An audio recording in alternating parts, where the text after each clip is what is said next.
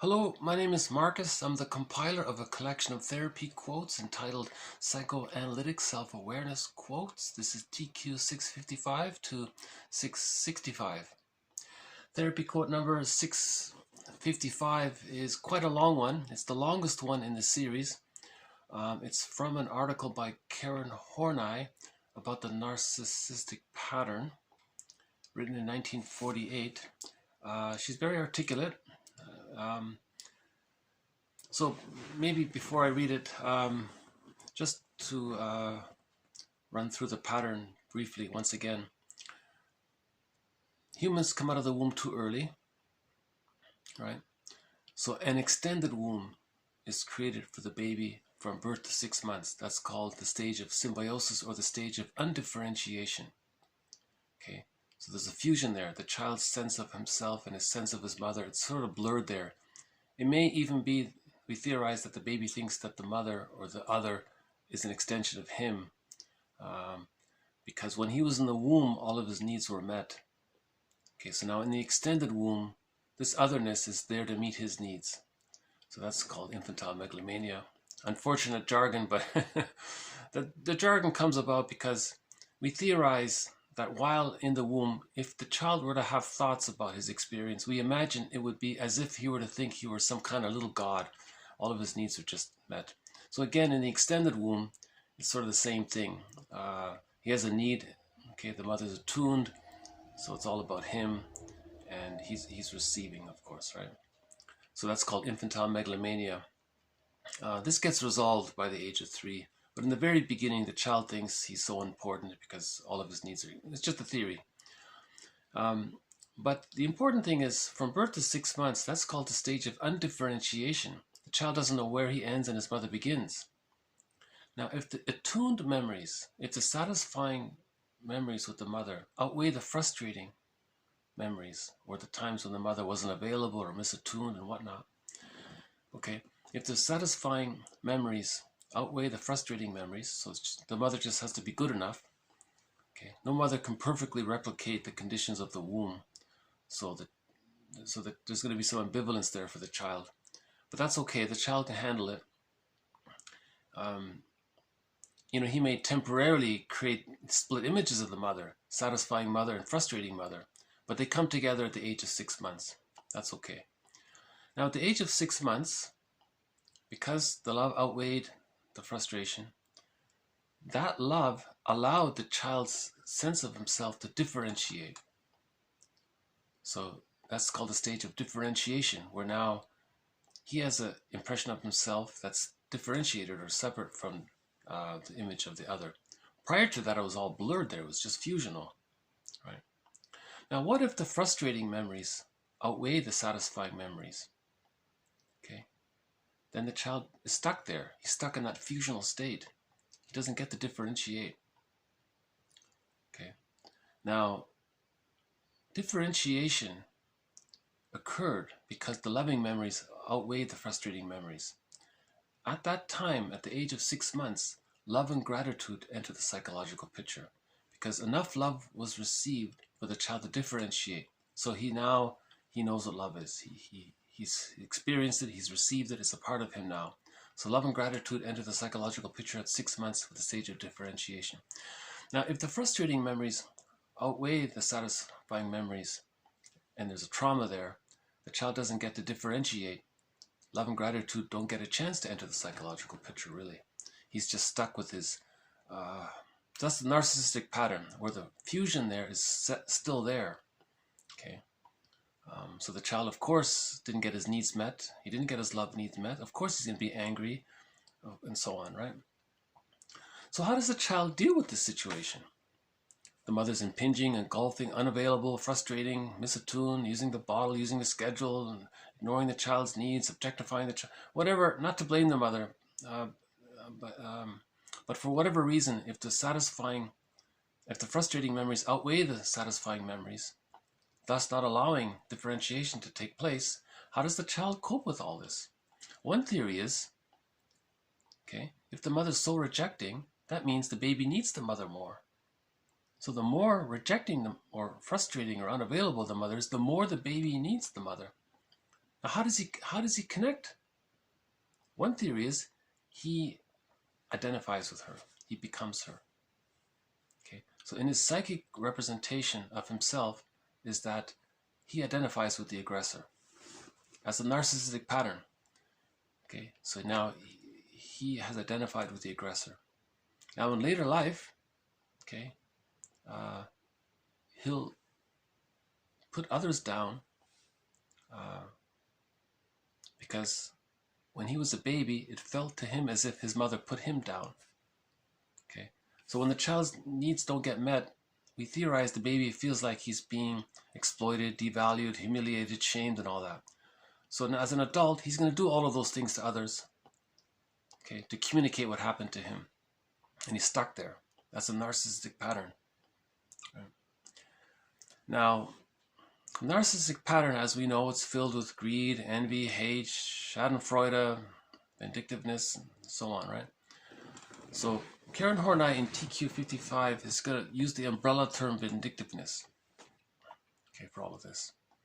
So just briefly again, when the baby comes out of the womb, his impression of the mother is not the full mother as a full person. The baby's just relating to the breast. Okay, it's called the breast mother, or just the breast. So the baby's impression of what he needs is an inexhaustible flow of goodness. That's what he thinks he needs. That's his understanding of what he needs. Now he didn't get that. So now in the repetition compulsion of the trauma gone awry, he's going to chase that.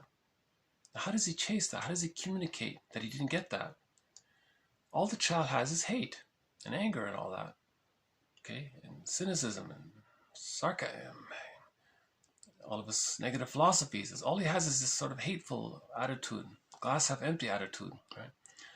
So he's going to communicate, since his understanding of what he needs is a continuous flow of love, and all he has is hate, he's going to continuously express his hate to say, in code, I needed the continuous flow of love, which he never got. So that's why the narcissistic pattern is stuck always in this negative mode, right? Now, one author says that when he sees something that's good, okay, repetition compulsion, he wants to get it all in. Now, this time, in the older form, as an greed, this time he wants to possess it. He wants to own it. So the baby just needed, so it would be like the baby owning the breast kind of thing, to feel secure. So that's what the adult is thinking. He's going to own it this time. Whatever's good, he wants to possess it. So there's the greed, constant possession. He wants to own it. He's trying to master the trauma. This time he wants to control it now. So as an adult, he thinks, I got to control the goodness. Because as a baby, he didn't get it. So how's he going to react to that? Now he wants to control it or something, so he doesn't lose it, so he can get it. He has to have it.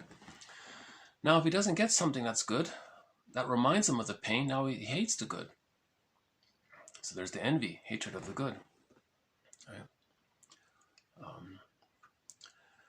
Now, if he puts down the good, he feels better. So that could be schadenfreude.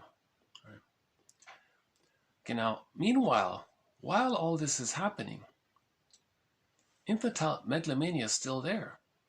Okay, the baby identifies with the aggressor. The aggressor, from the baby's point of view, is this all-powerful other. He identifies with this all-powerful other. That preserves his infantile megalomania. So now he has this false image of himself. Okay, so he has this fantasy that he's preserving his infantile megalomania, and his fantasy is that he identified with the aggressor. Okay.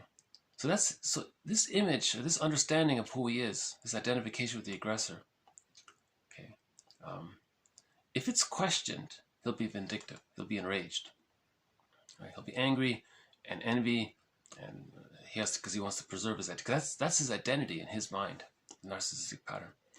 That's why people say if you're around a person with a narcissistic pattern, you often feel like you're on eggshells with them, because if they feel slighted, they're enraged, or if they're indignant, righteous indignation, or they're, they don't like feedback because they think, are you saying I'm not perfect? Okay.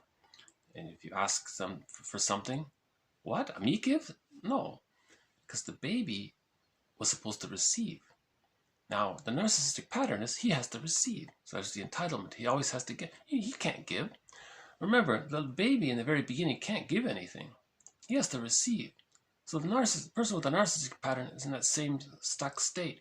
He can't give love and gratitude. He never got it. So wants to receive. So there's the greed. Doesn't get it. He's envious. He puts down the good. He feels better. If someone slights his image of himself, he's vindictive, and so on. So Karen Horney is using the term vindictiveness in this paper just to generally describe the narcissistic pattern. So I'll just go through it. It's a longer one. Please forgive me if my delivery isn't the greatest. I refer you to the article. There's not enough space to post this long quote in the description below. So I'll try to read it as best I can.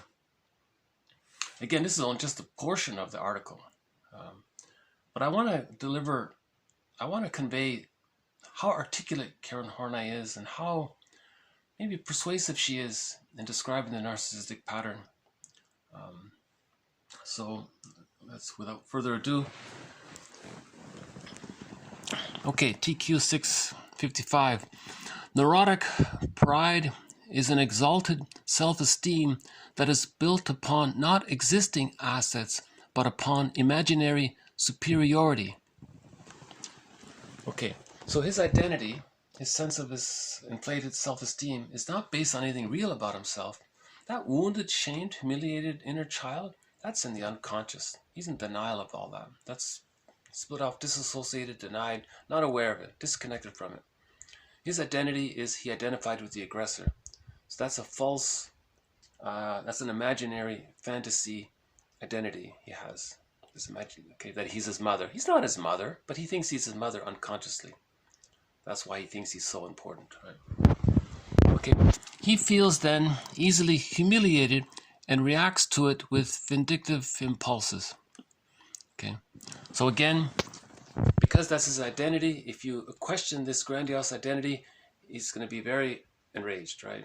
Blasphemy, defamation, it'll be very, because his identity is that he thinks he's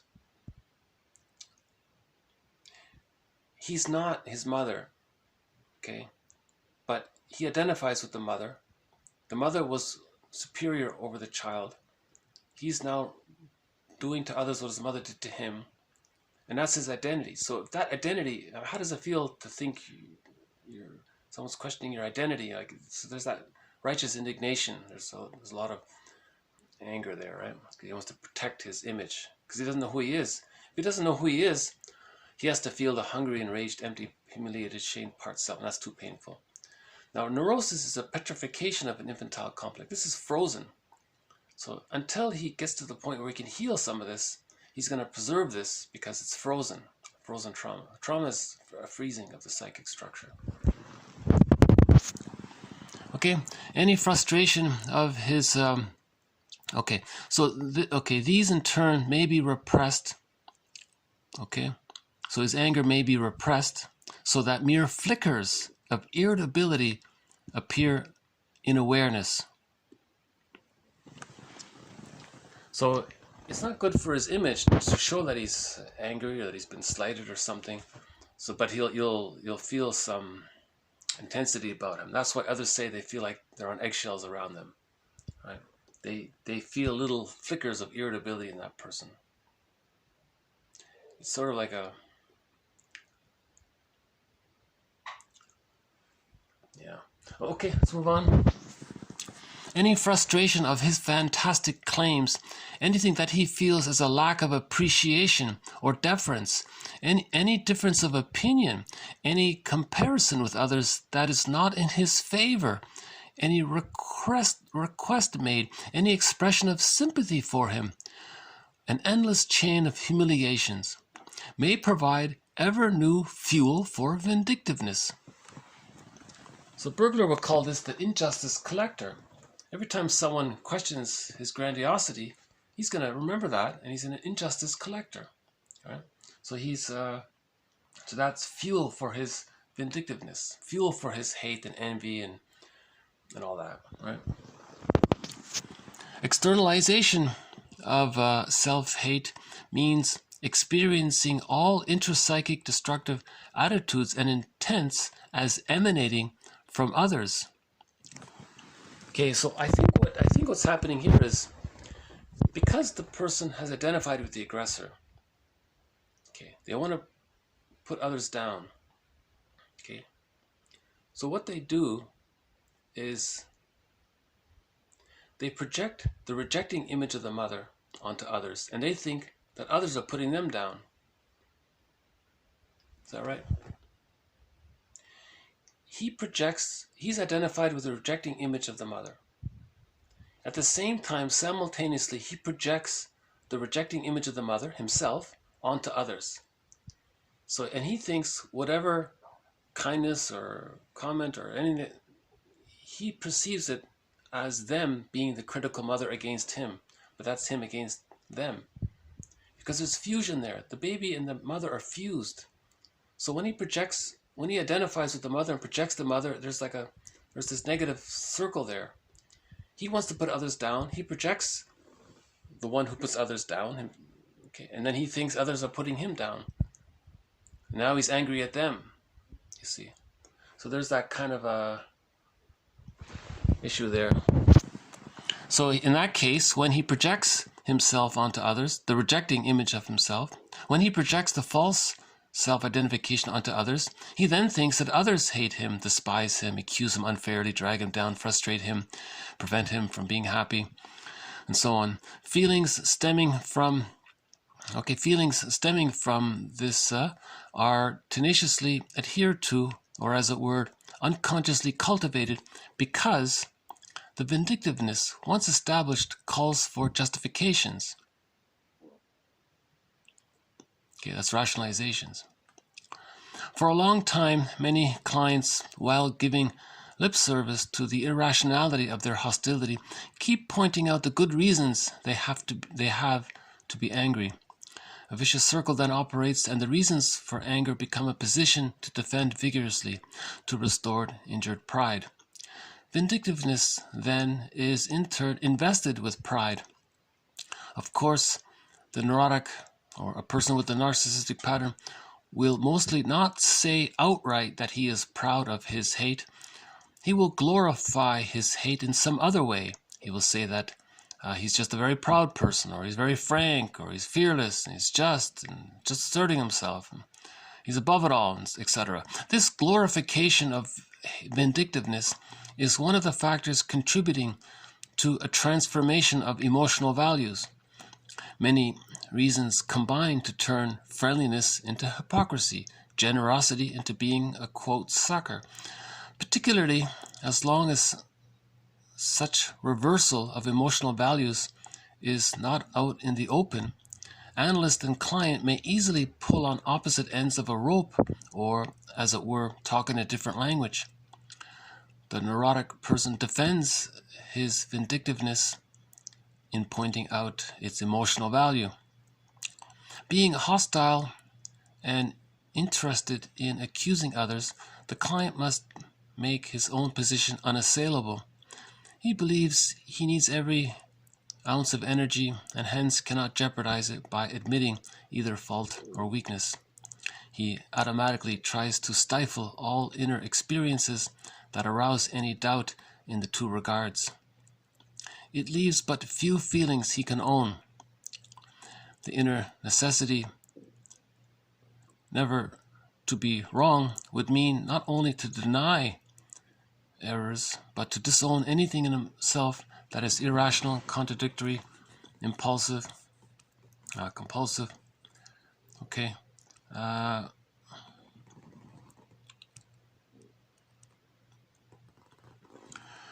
The resulting self-righteousness, then, is not so much a matter of vanity, but self-preservation, reasonable on its own premises.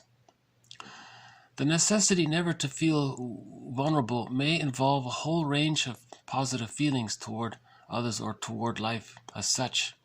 Tenderness, affection, sympathy, love, gratitude, joy, enthusiasm.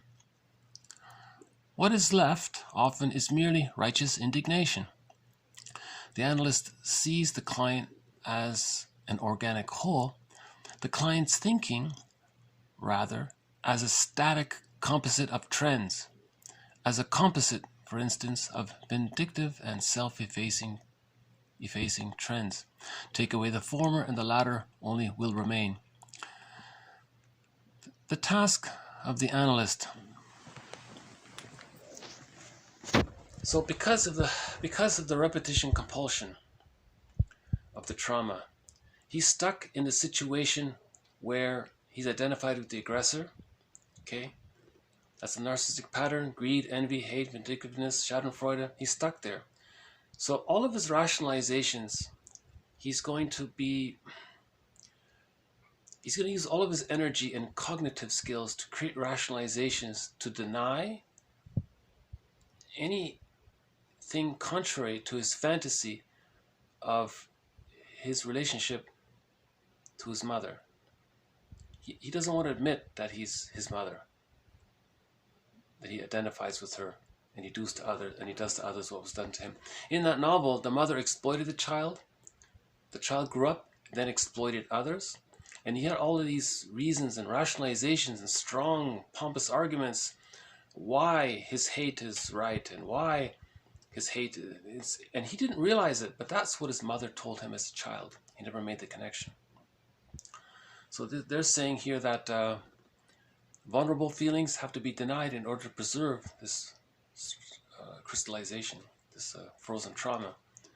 Okay, so any tenderness or affection, these kinds of softer feelings, he's saying, oh no, that's foolish, right? What he's saying is, as a child, he was wounded, so it's foolish to have soft, tender feelings or something, that kind of thing. Okay, let's finish it off. The analyst, okay, so what does the analyst do here? The task of the analyst in such cases is to analyze his unconscious interest in disconnecting in his mind the interactions operating between all his psychic forces. The healthy, constructive alternative may, for a while, play no role in the client's mind. He may know people who seem confident without being vindictive, but they are too far removed from his own world to puzzle him seriously. It finally does dawn on him that there is a constructive way out. To begin with, it would entail much work at his pride, at his externalization, at all the factors entailed in his human relations. But if need be, he would do the work if it were not for one deterring factor. Taking this road would mean, heaven forbid, his becoming more human. It does take quite some reorientation until he can reverse his values and until this becoming human will feel like the most desirable goal toward which to strive.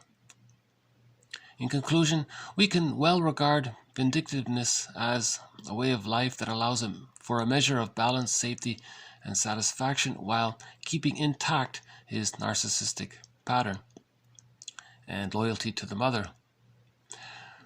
For the reasons why the neurotic adheres to this pattern, the focus of the therapist's attention will be to penetrate through the shell of defensive hostility to the functions of vindictiveness and to the underlying structure.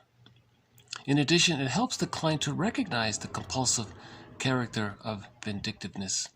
Such realization doesn't in any way diminish this quality, but it does diminish the secret pride in vindictiveness if the client sees himself driven instead of being a proud driver. Every vindictiveness damages the core of the whole being. So she's saying at least if the client is aware of it, maybe at least the person's pride in his hate can be diminished if he's aware of what he's doing. Because he's proud of his hate. He's proud of being vindictive and putting others down. It's a source of, he's preserving his infantile megalomania. Bergler says cynicism gratifies infantile megalomania. So he's proud of this, putting others down. Just like the mother probably felt good having the child take care of her needs. The child gave to the mother, so the mother felt better. Okay. Now the person identifies with the mother and wants others to give to them. If they don't, they put them down, kind of thing. So maybe I didn't deliver this very well. I feel like this could be explained more clearly. I apologize. So part of this quote is posted below, but the rest is in the article. Let's move on to Ibsen. What does Ibsen say? Ibsen has a play called Peer Gynt about the narcissistic pattern, about this person. He calls them trolls in his play. What? Peer Gynt says, what? I'm not a troll. I had been in strong opposition to trolls all my life. Okay, the troll master says, oh no, that's not true. Our slogan was emblazed on your heart, and since then your whole life has not been anything but a tribute to our doctrine. You've kept it secret, but you've been a troll. You claimed yourself to be a self-made man, but the troll credo was what you professed. Me, a troll? No. You are the illustration of being a troll. So in the play, there's a very good animation of Peer Gynt, mentioned in a previous video. I highly recommend it. The animated version of this is probably the best version of this, actually. So there's a part of the play where he's learning that he's this about his narcissistic pattern. He doesn't want to admit it. He's in denial of it. But he went to the head troll, and the head troll is saying, everything you said, all of your credos, all of your mottos, everything you did was in tribute to the troll philosophy, to the troll doctrine. Really? Oh yes. You say to yourself some rationalizations, some nice words about yourself, but you're professing. It's like in Star Trek, the Ferengi. Imagine going to the chief Ferengi. He has the rules of acquisitions. So the person is like that. He's just greedy and envy and all this kind of sociopathic and all these things. So doesn't care about others, lack of empathy, just again greed. He wants to take it all in. Okay, hate and envy if he doesn't get it. Vindictive if someone challenges his image of himself. Remember, his image of himself is his connection to his mother. The baby needed to bond to the mother. Life force is object seeking. The baby must bond to the mother, even if it means the baby has to lose himself in the process. He has to bond somehow. And the only way for the baby to bond with the mother, the theory is, one of the main ways is to identify with her. And that's the narcissistic pattern. Okay. In the play of Ibsen, it's the troll. I don't think they used that term, narcissism, back then. So he would just say the troll, right?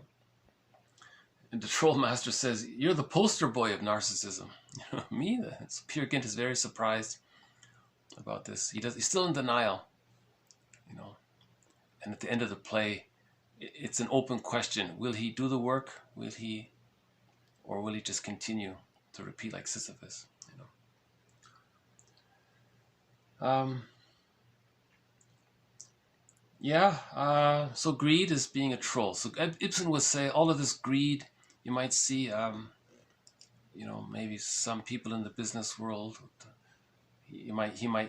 Ibsen would say that's being a troll. You're just being greedy, don't care about others, don't take it all in, you want to own it. Okay, you're caught in the repetition compulsion of the trauma of identifying with the aggressor, doing to others what was done to you to communicate what was done to you, kind of thing.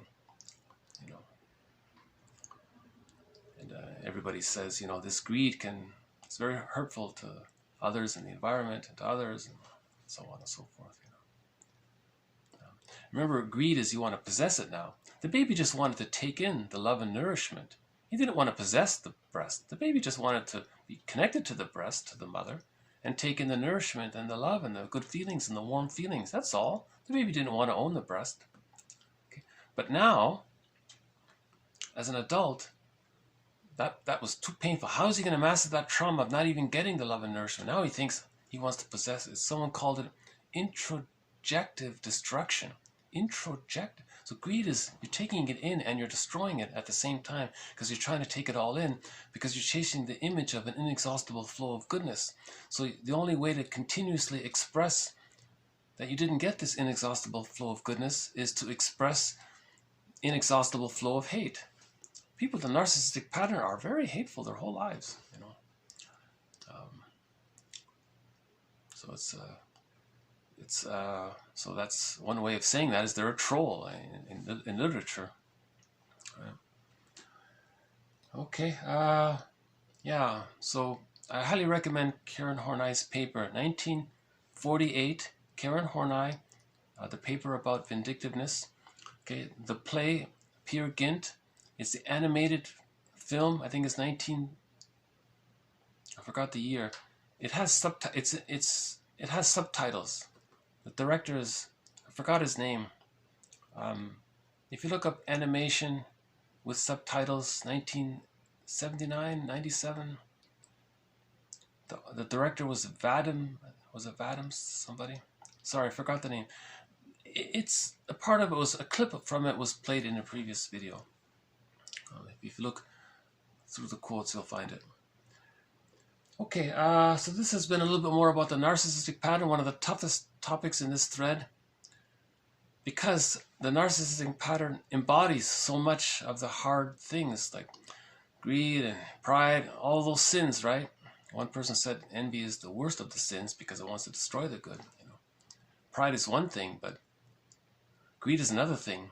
But this envy, this vindictiveness, that's envy as well, right? That's why people with the narcissistic pattern, they think feedback is criticism. Because they always project the rejecting image of the mother onto others, and they think that others are rejecting them. Because they're always rejecting others, they think, and they project that onto others, and they think that others are always rejecting them. So there's this cycle and fuel of vindictiveness with the narcissistic pattern. Now they may cover it over. They don't want to show this. This is all hidden. This is all hidden. And they have to hide it because they need people to like them and admire them and all that, to give to them. They can't give to others. They have to trick others to give to them, basically. Some of the defense mechanisms in the process of maintaining this structure are denial, okay, compartmentalization, reaction formation, and projection, TQ 657. Denial may operate to prevent or limit the input of information pertaining to the fact that the individual is, indeed, participating in an activity which is repugnant to him. As in the case of an obese person who continually avows a desire to lose weight, the individual may simply tend to deny the extent to which he actually eats. That is, he may not notice the number of candies, for instance, that he happens to consume while reading a book. So I think the example might be the person doesn't want to admit that he's overweight. So he's saying, no, I value losing weight, I'm going to lose weight.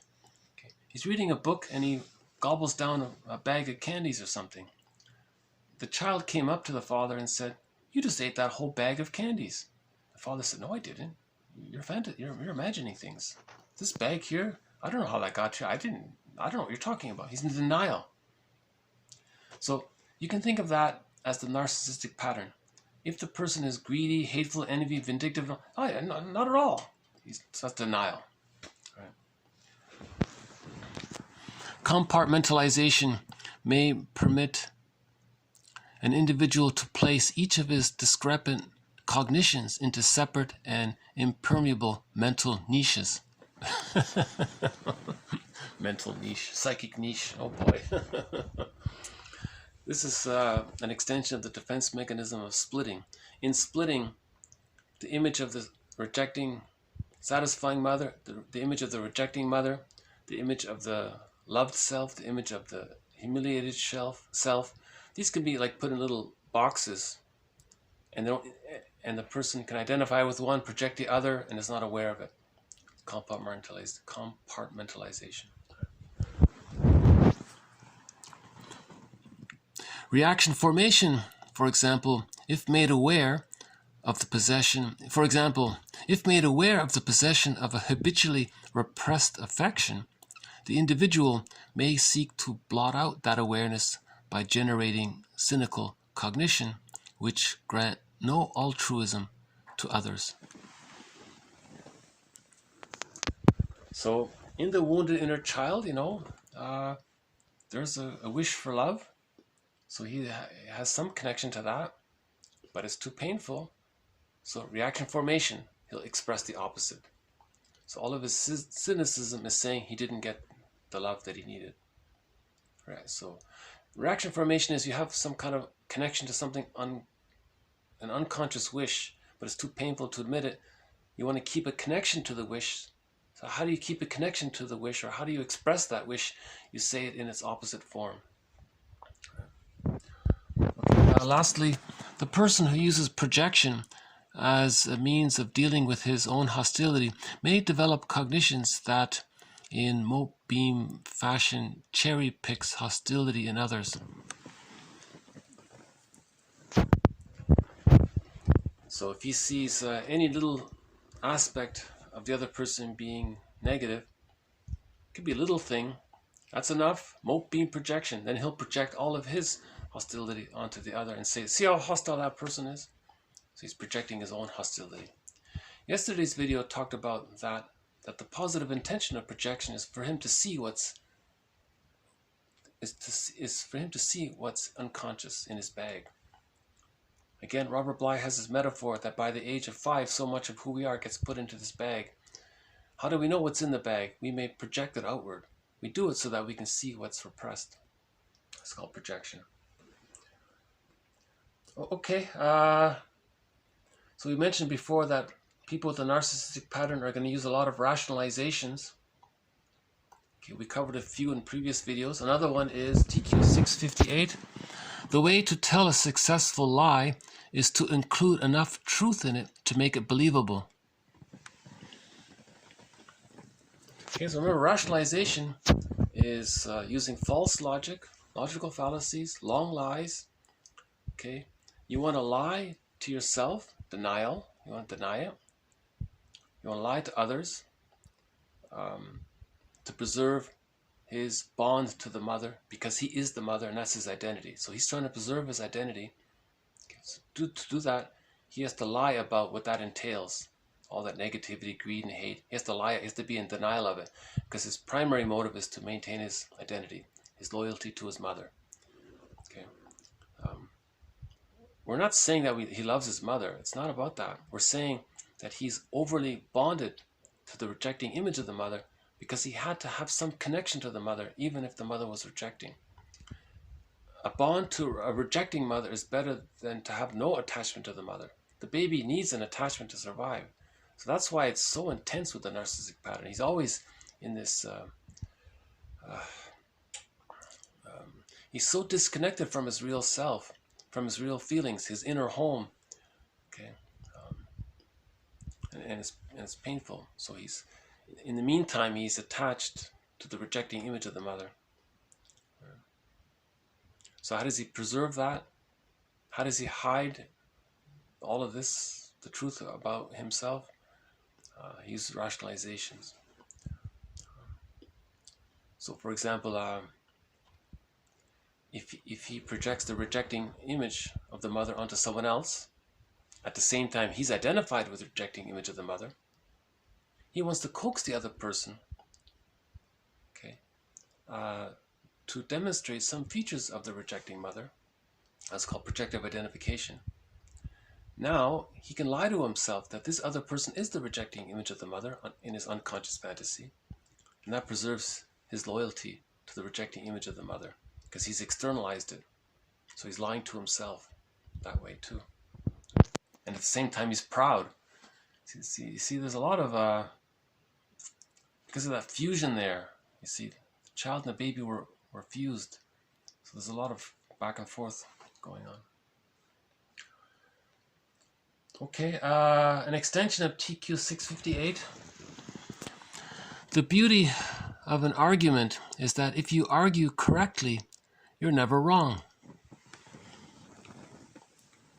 So this came from a movie about some kind of salesman. And he says, if you argue well and present well and make it convincing, you're not wrong, right? Even though he's wrong, or let's say. So that's the power of rhetoric, to make everyone believe you're right, that kind of thing. So that's what the person with the narcissistic pattern is doing. He wants you to believe the rhetoric that he's so important and he deserves this, he's entitled to this, and he expects you to pay tribute to him and so on.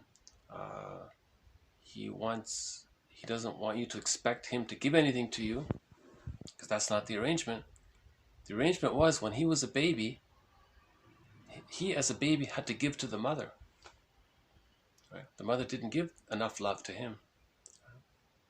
So he's preserving that petrification.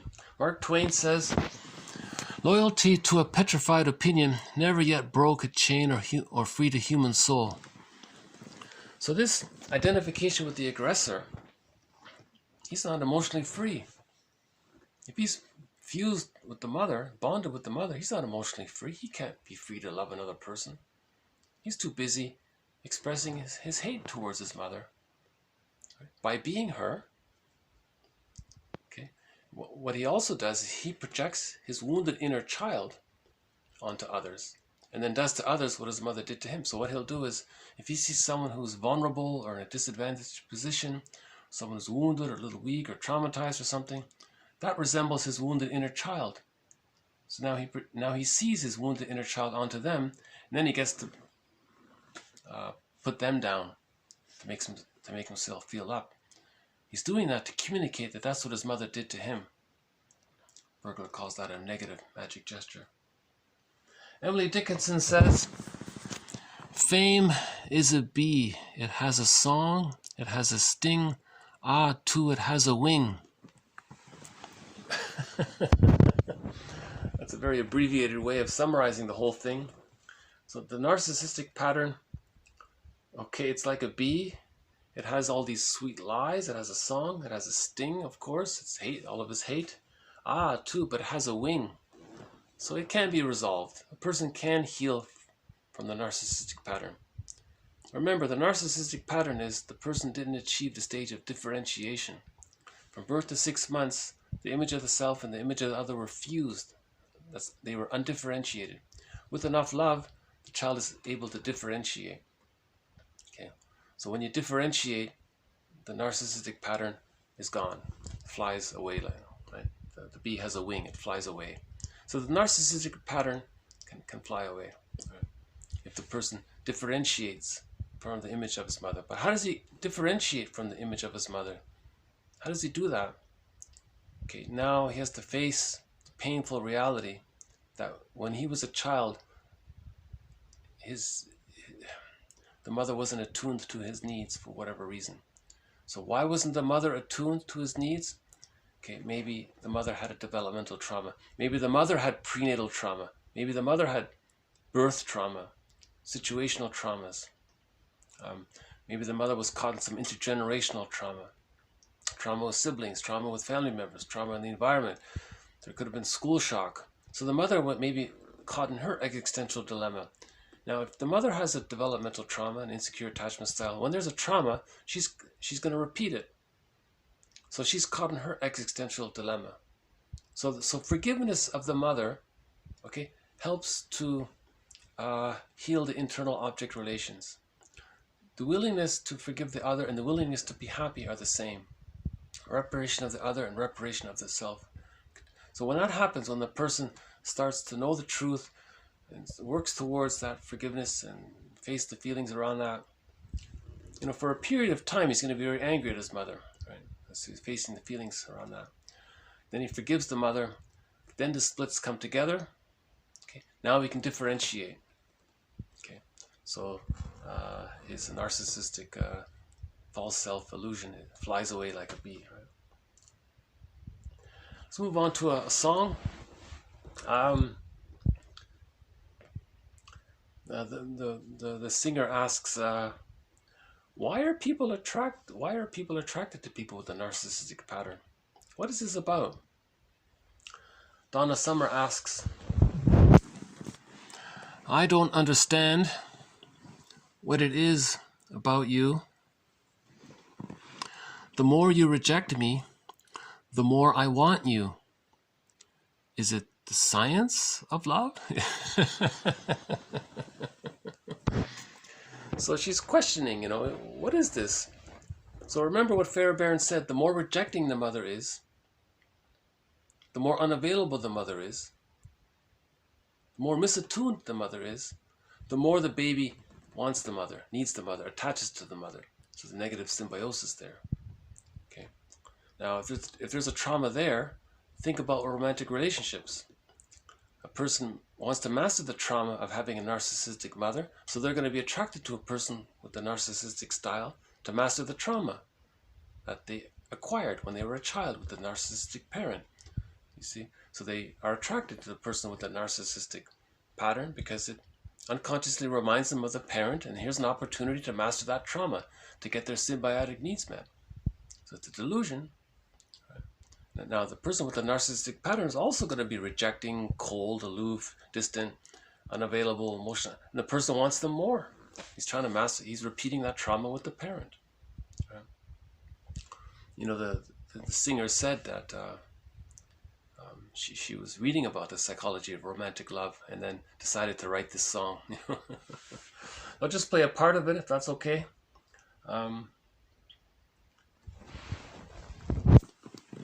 By Donna Summer.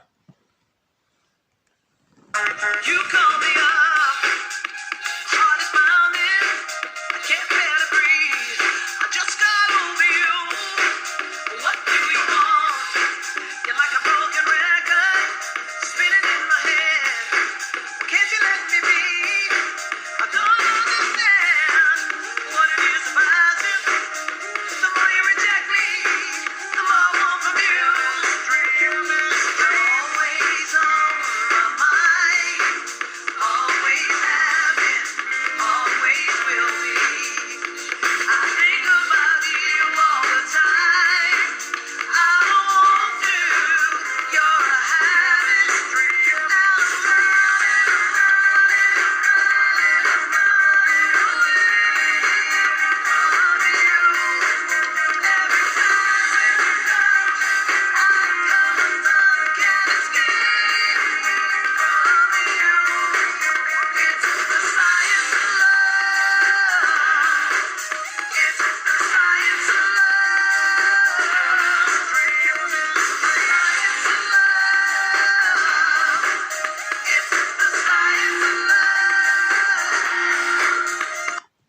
Can it go on? Yeah, she said that she's obsessively thinking about the person with the narcissistic pattern because that's the negative symbiosis.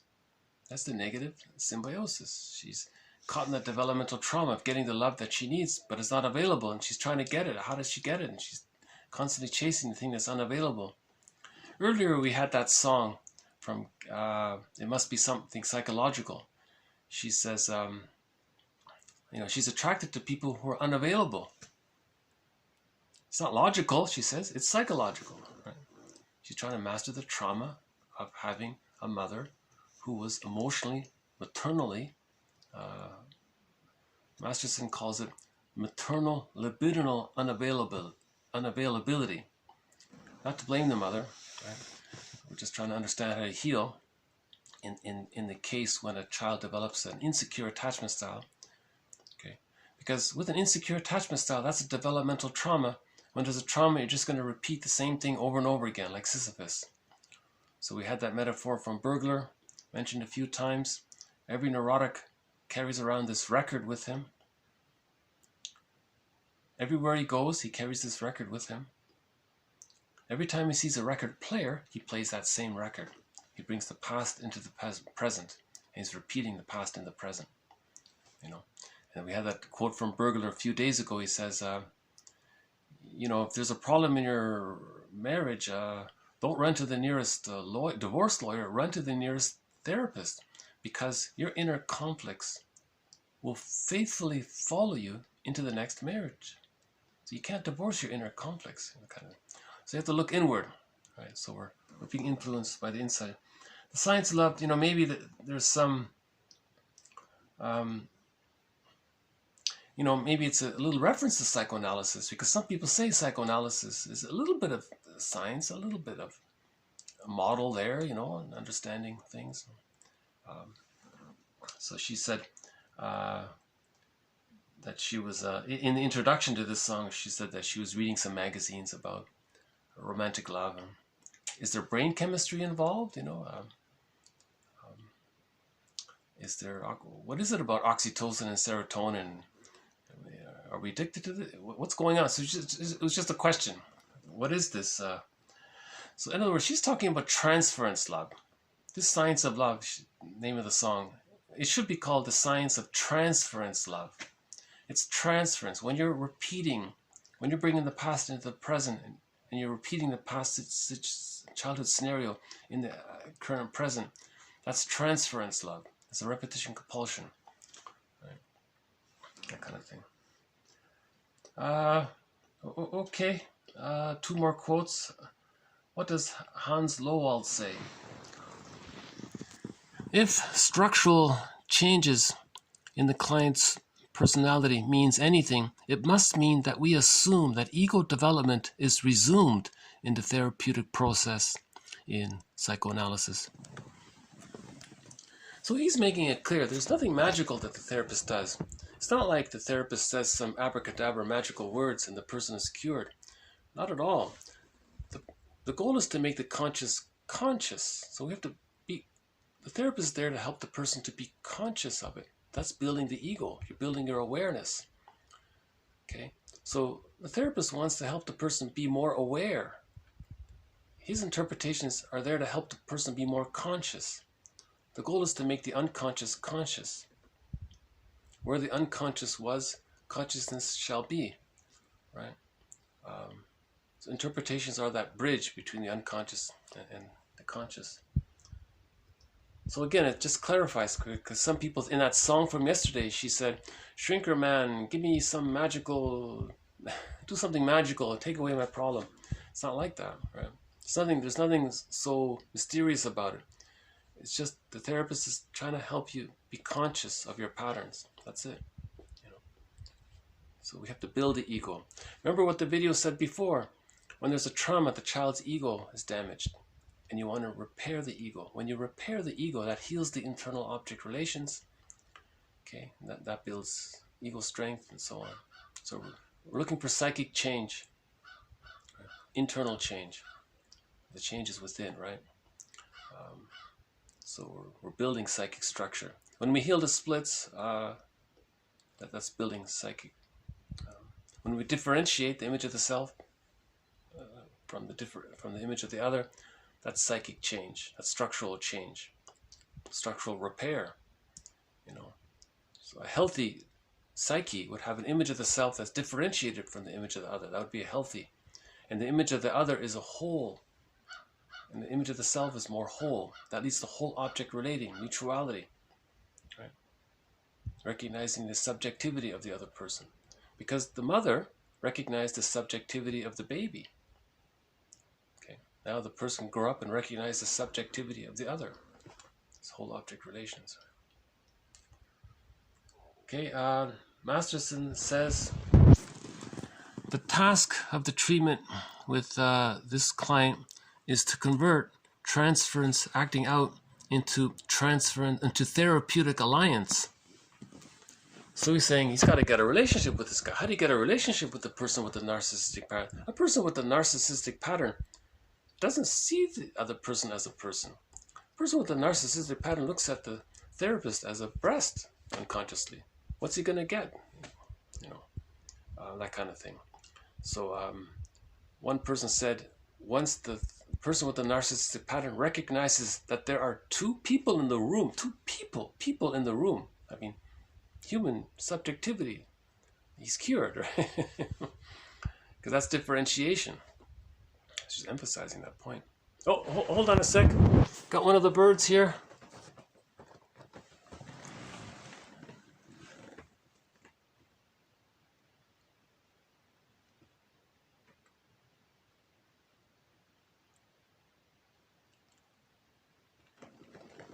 Well, there's two of them actually. I don't know if you can see both of them.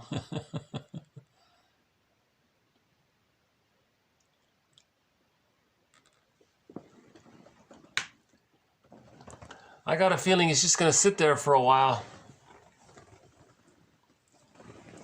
So if he makes the jump, I'll try to catch it.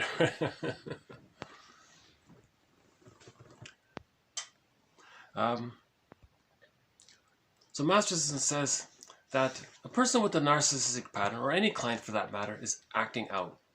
They're repeating their childhood past. So the first thing is, let's have some relationship with this person.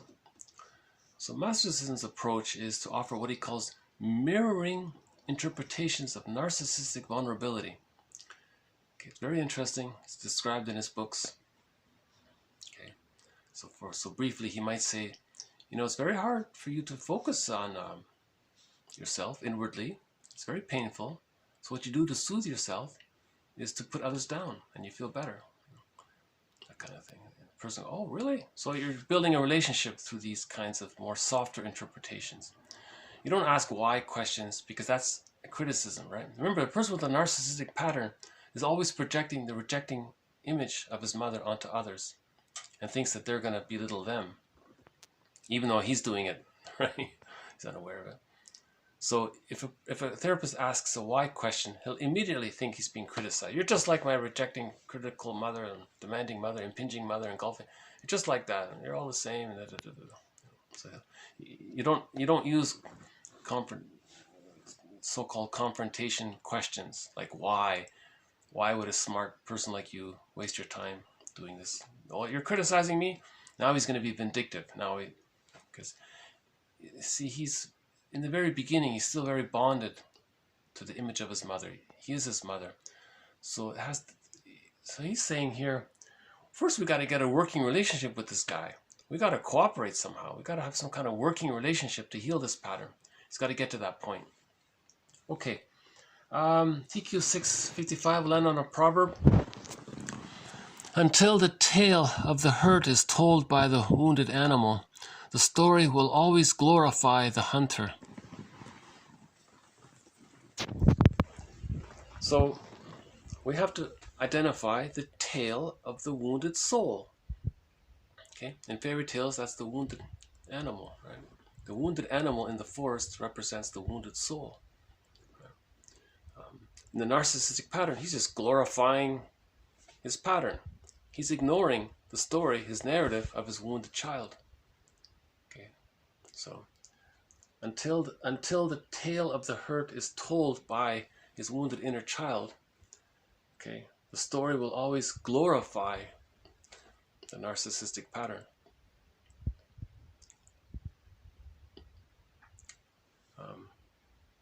So yesterday, in the video from yesterday, there's the idea of get a photo of yourself as a child and write letters to this little person. You as a child, write letters to them, a love letter to them. Explain, teach them, tell them what's going to happen between then and now. You know, have a relationship with your inner child of the past. Know their story. Tell them their story. Let them have a story. Let them know, right? So you're giving a story to your inner child. That's part of the healing process, and that may help to face the ambivalence with the mother, and so on. Okay, I'll just leave it here for today. So a little bit more on the narcissistic pattern, a challenging thread, and Emily Dickinson, Donna Summer, okay, and others. More to follow. Thank you very much. Bye for now.